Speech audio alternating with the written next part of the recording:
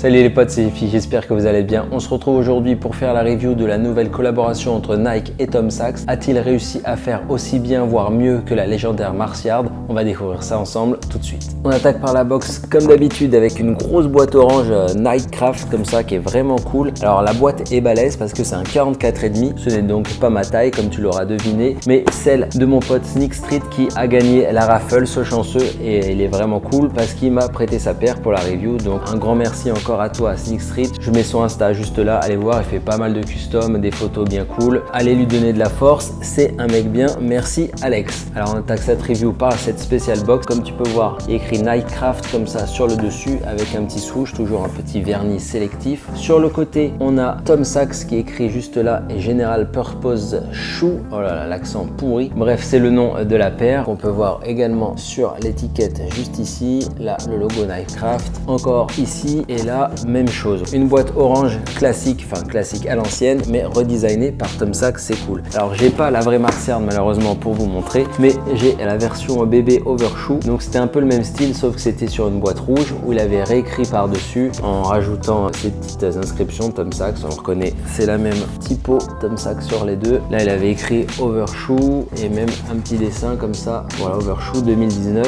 Donc, merci Théose pour la passe. Donc, vous voyez, mes copains, c'est des mecs bien. Bref, on continue la review avec ce qu'il y a dedans, c'est ce qui vous intéresse le plus. Et j'ai oublié, tiens, de vous montrer ça. Le dessous de la boîte, Own Less, Do More. Alors pour ceux qui n'ont pas fait anglais LV1, en gros, ça veut dire possédez moins, mais faites plus de choses. Voilà, donc toujours dans son délire, Tom Sachs, c'est un artiste, hein, pour ceux qui ne savent pas, qui est très axé sur même pas le recyclage, mais réutiliser les choses avant de les recycler, les reproduire. On peut déjà les détourner pour faire autre chose. Donc c'est un peu ça qui veut dire sur cette petite phrase. Maintenant qu'on a vu l'extérieur, on va faire l'intérieur. Et là, petite surprise, on a un long texte sur le Nike Craft. Qu'est-ce que le Nike Craft, hein, ce programme entre Nike et Tom Sachs? En gros, pour résumer, c'est un programme, comme je t'ai dit, pour essayer de trouver des chaussures qu'on peut réutiliser, utiliser au quotidien. Là, justement, c'est le but de cette paire, la General Purpose Shoe. En gros, c'est la paire à tout faire. C'est une paire qu'il a designée, qu'on peut porter 365 jours par an. En tout cas, c'est ce qu'il pense. Si tu veux voir ce que dit vraiment le texte, je te mettrai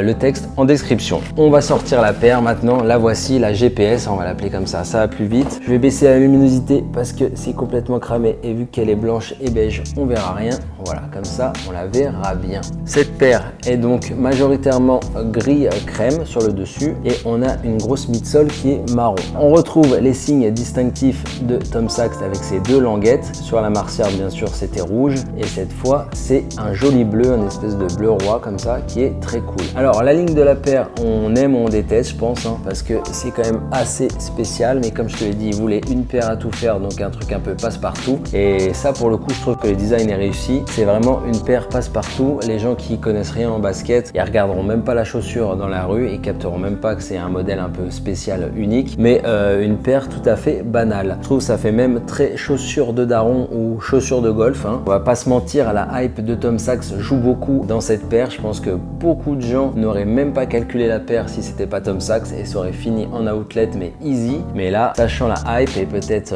la revente, les gens se sont jetés dessus. D'ailleurs, si vous comptez la COP, attendez parce qu'il a dit qu'il y aurait un réassort en août, donc il va ressortir la paire pour éviter justement que les gens achètent au resell et qu'ils se fassent arnaquer, etc.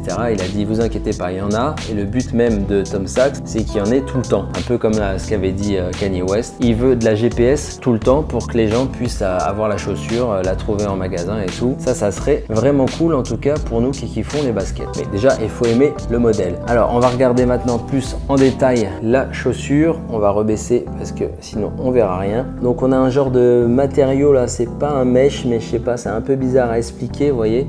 C'est tissé, mais c'est pas vraiment du mesh classique comme on peut l'entendre. Le souche, il est thermocollé comme ceci. On a également un autre empiècement crème comme ça qui est thermocollé sur le dessus qui recouvre la toe box. Je pense pour la résistance de la chaussure. Ça fait même un peu chaussure de moto avec le renfort là pour le sélecteur pour passer les vitesses. Devant, on a un empiècement qui est en daim, comme ça juste ici, qui fait le tour en fait et qui est jusqu'au talon. Au niveau du talon, on retrouve le Nike avec cette typo Tom Sachs. Je trouve vraiment le détail très cool. Les petites languettes comme ça en genre matière comme une ceinture de sécurité, un peu comme sur la Mars Yard. Sur la languette, on trouve vraiment le délire Mars Yard avec l'étiquette Nike avec le vieux logo coupé avec la tirette qui sort. Il a regardé beaucoup de détails, donc ça c'est cool, hein, à part la silhouette globale. D'ailleurs, je fais une petite aparté, mais je trouve que le modèle, s'ils avaient gardé la semelle FSB de la Mars Yard, elle aurait été vraiment très cool. Mais là, cette semelle un peu daron, là, je sais pas trop comment me placer dessus. D'ailleurs, il a annoncé pas mal de coloris en plus qui vont arriver. Ça sera pas l'unique comme la Mars Yard. On continue sur cette languette. On retrouve le passant de lacet qui est également en fait la tirette. Ça, c'est intéressant, je trouve. Le petit détail, il est vraiment cool. Et au niveau du mesh de la languette, par contre, là, on est vraiment sur un mesh ajouré avec cette mousse à l'intérieur. Donc, tu peux voir, c'est même transparent. Ça, c'est vraiment un détail mignon. Et à l'intérieur, tu as le truc Tom Sachs comme sur la Mars Yard avec son petit texte. On va retirer ça. Là, on trouve Nike Craft à l'intérieur et on a la taille, bien sûr. Au niveau du lacet, on est sur un lacet plutôt plat. Il n'y a pas d'autre lacet dans la boîte. Comme je te l'ai dit, il est plus dans un délire de réutiliser les choses sans surconsommer. Donc, je pense que c'est pour ça qu'il n'a pas cherché à mettre d'autres lacets et tout. La paire, pour lui, elle n'est pas faite pour être belle spécialement, mais pour être utilisable au quotidien avec n'importe quelle tenue pour faire n'importe quoi. Voilà, c'est vraiment ça le but de cette chaussure. Au niveau du confort, alors là, par contre, j'ai un petit doute. Il n'y a presque pas de doublure à l'intérieur. Vous voyez, c'est vraiment assez basique. On a juste un petit coussinet qui se trouve ici sur le talon pour amortir, pour éviter de se faire mal à avoir des ampoules et tout. En parlant de ça, je suis tombé sur cette story d'un mec qui a donc la paire qu'il a portée une journée en socket. Je vous laisse apprécier le résultat. On peut en conclure que effectivement le confort est pas terrible.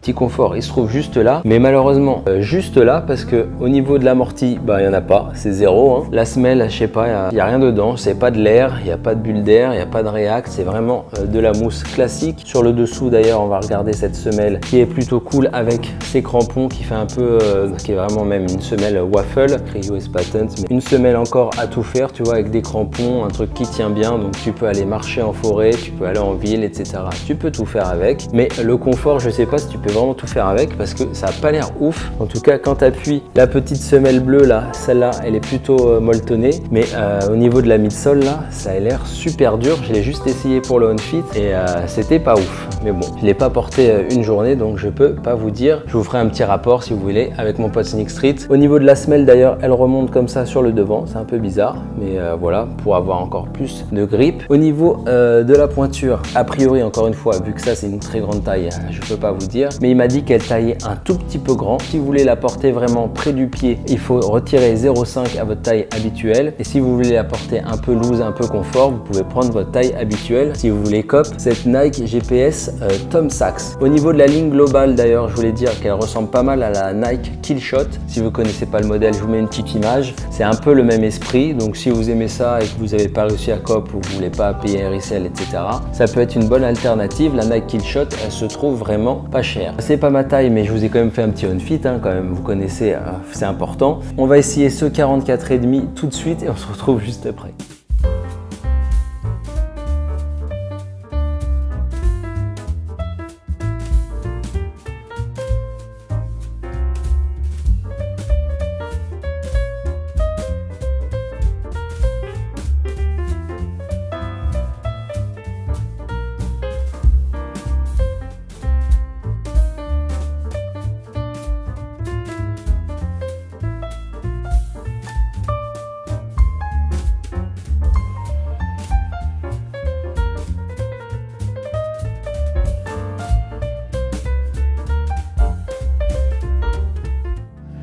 Voilà pour ce on-fit, ce grand on-fit de la Nike GPS. Au niveau du prix, j'en ai pas parlé, elle était à 110 $ sur le site de Tom Sachs. Après, il fallait rajouter pour la France 48 $, il me semble. Mon pote a également eu des frais de douane, malheureusement, c'était livré par UPS. Il en a eu pour 45 €. Donc au total, il en a eu pour 200 €. Voilà, donc ça a presque doublé le prix de la paire. Est-ce que tu trouves que le prix est juste ou pas? Moi, je trouve que le prix retail de base 110 € est plutôt correct. Vu que c'est une paire sans technologie, ça aurait été chiant de payer plus. GPS. Mais après, comme je te disais, s'ils avaient mis un petit amorti React ou quoi, je pense que 120 ou 130 euros, ça m'aurait pas choqué. En tout cas, 200 euros là, ça fait un petit peu cher, mais après, la paire est quand même cool et très hype, donc ça se comprend. Voilà pour cette review de la Nike GPS. J'espère que ça t'a plu. Dis-moi d'ailleurs si la paire te plaît, hein, dans les commentaires, c'est fait pour ça. Si tu me découvres par le biais de cette vidéo, n'hésite pas à t'abonner à la chaîne, à mon Instagram, tout ce que tu veux. Ça, c'est toi qui choisis. Et nous, on se retrouve la semaine prochaine pour une nouvelle vidéo. Ciao!